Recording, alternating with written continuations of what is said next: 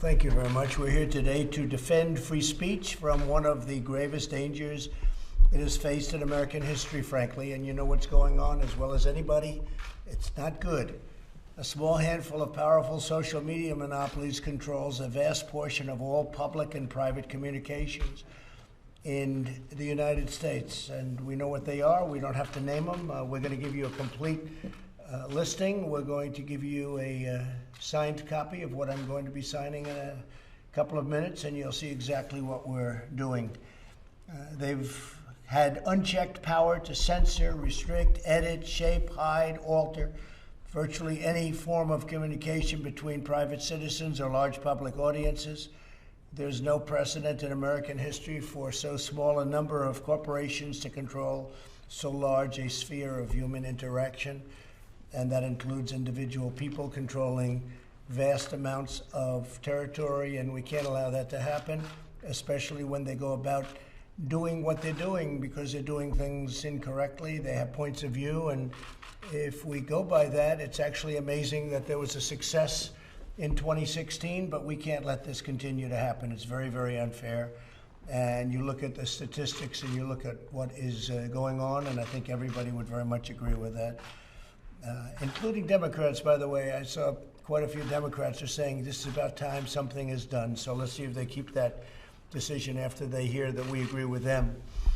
The choices that Twitter makes when it chooses to suppress, edit, blacklist, shadow, ban are editorial decisions, pure and simple. They're editorial decisions.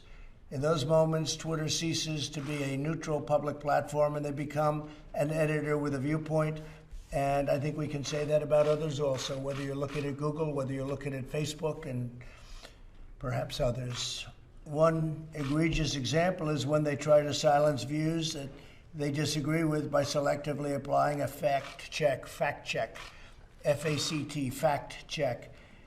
What they choose to fact check and what they choose to ignore or even promote is nothing more than a political activism group or political activism. And it's inappropriate. You look at what's happened, you look at where they're going, where they're coming from. I think you all see it yourselves. This censorship and bias is a threat to freedom itself.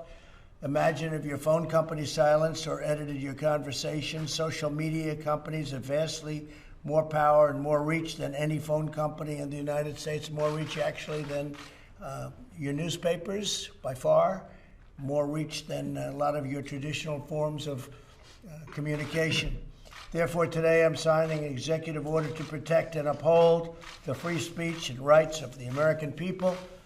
Currently, social media giants like Twitter receive an unprecedented liability shield based on the theory that they're a neutral platform, which they are not an editor with a viewpoint.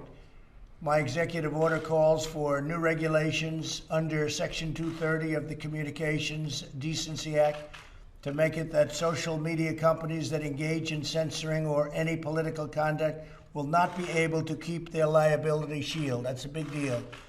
They have a shield. They can do what they want. They have a shield. They're not going to have that shield. My executive order further instructs the Federal Trade Commission, FTC, to prohibit social media companies from engaging in any deceptive acts or practices affecting commerce. This authority resides in Section 5 of the Federal Trade Commission Act. I think you know it pretty well. Most of you know it very well. I would think you know it quite well, right?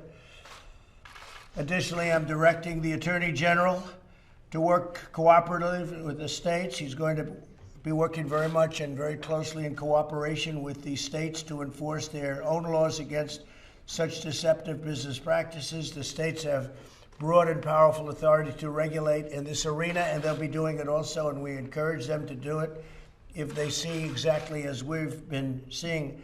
It's what they're doing is tantamount to monopoly, you can say. It's tantamount to taking over the airwaves. Can't let it happen. Otherwise, we're not going to have a democracy. We're not going to have anything to do with a republic. Finally, I'm directing my administration to develop policies and procedures to ensure taxpayer dollars are not going in any social media company that repress free speech. The government spends billions of dollars on giving them money They're rich enough, so we're going to be doing none of it or very little of it. As president, I'll not allow the American people to be bullied by these giant corporations. Many people have wanted this to be done by presidents for a long time.